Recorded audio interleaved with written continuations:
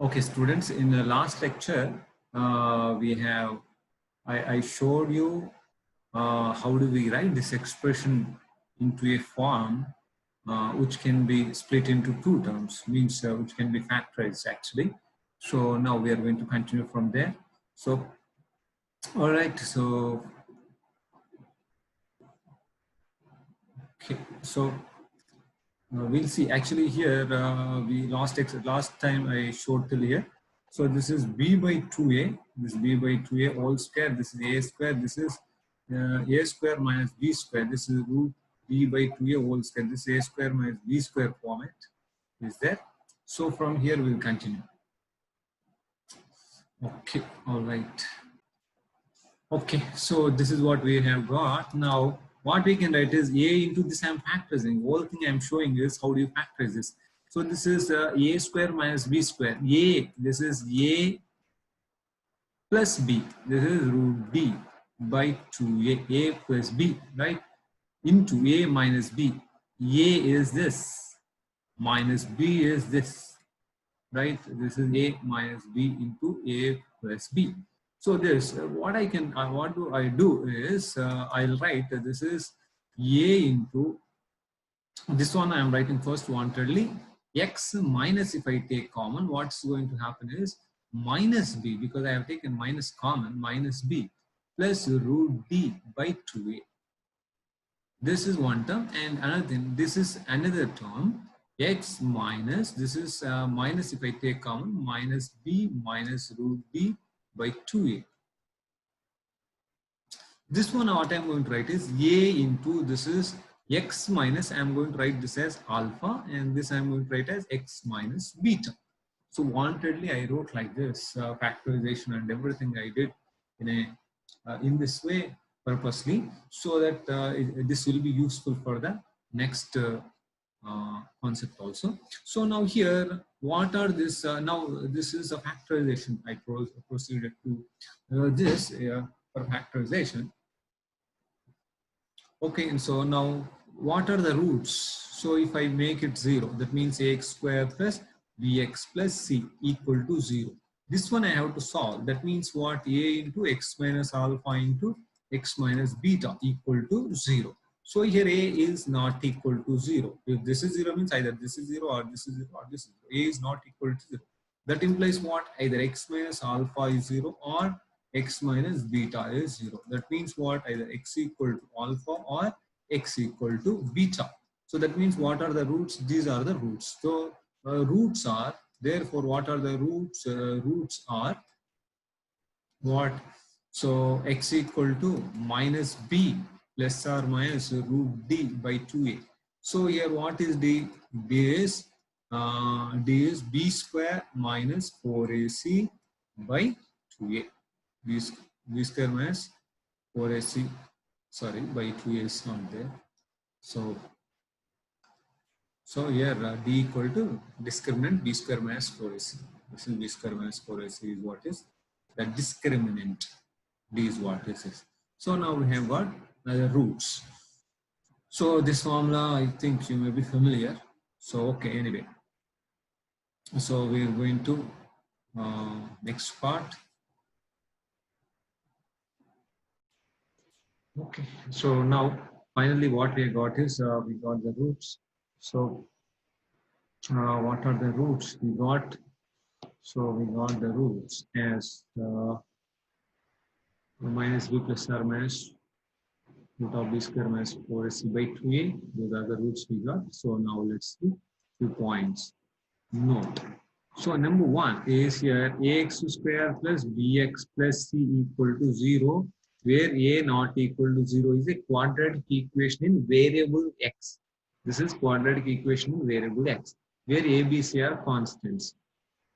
So this is the first point, and so here, what is the thing you should observe is that if I take, if okay, let's take if alpha comma beta are the roots, alpha comma beta are the roots, then immediately you should understand, if you take a common, you can write x minus alpha into x minus beta equal to 0 is what you can write.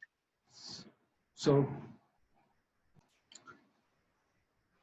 here alpha beta are the roots. So if alpha beta are the roots, here these roots can be means alpha beta roots can be either real or complex, real or imaginary.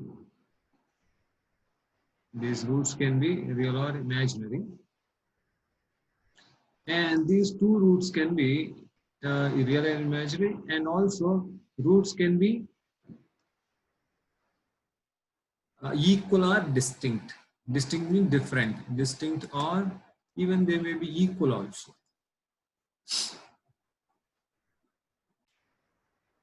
Okay, so next point.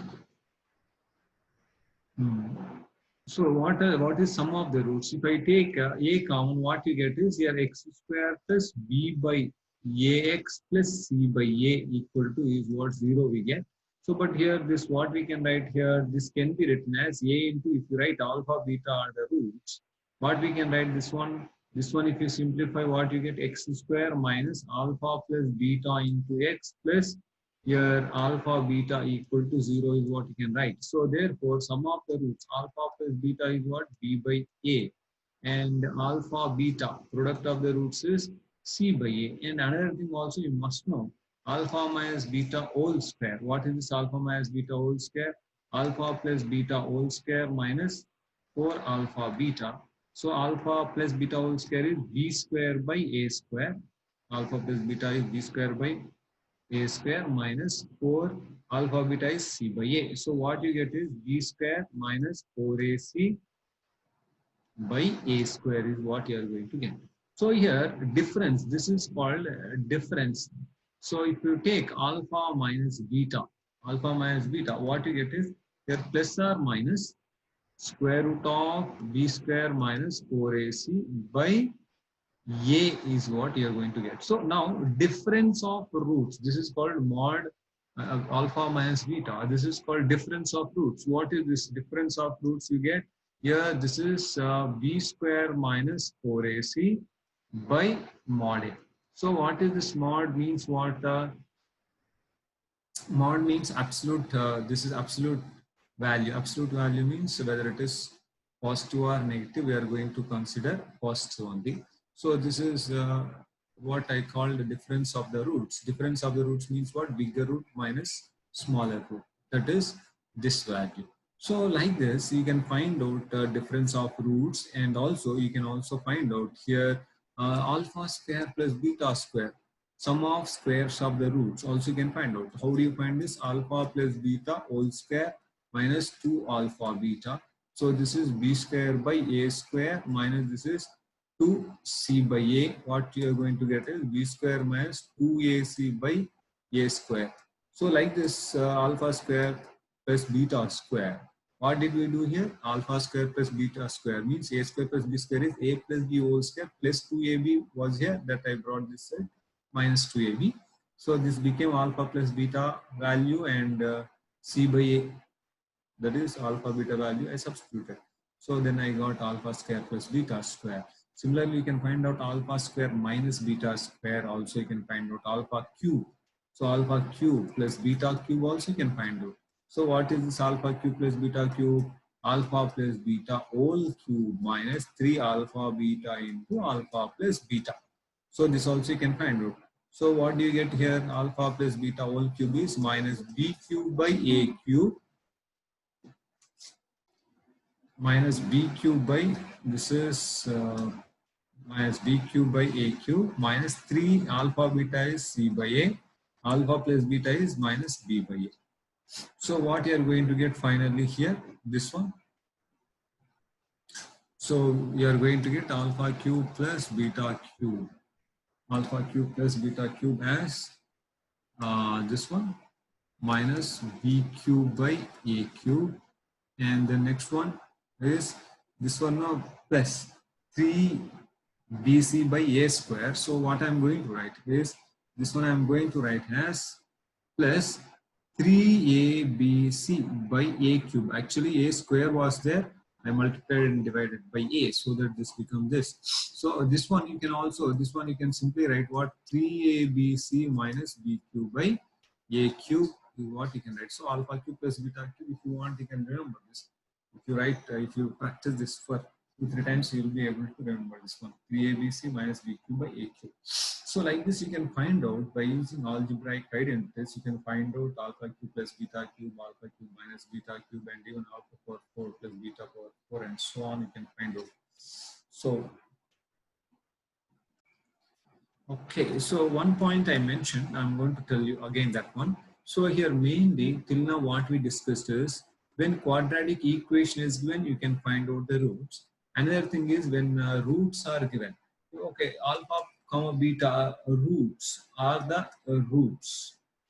Then what is a quadratic equation? When roots are given, you can find out the equation. When equation is given, you can find out the roots. So it is roots. Roots means what? This x values, no? X minus x equal to alpha, x equal to beta. That means x equal to alpha and x equal to beta. So then how do you get the equation? So x minus alpha equal to 0, x minus beta equal to 0. So roots means this one, you know, x equal to alpha, x equal to, so x minus alpha and x minus beta equal to 0.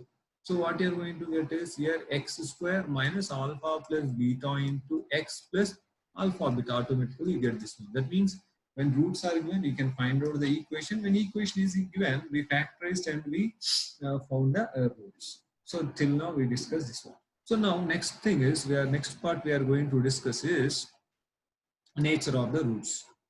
Nature of the roots. So what is this nature of the roots? So what is this nature?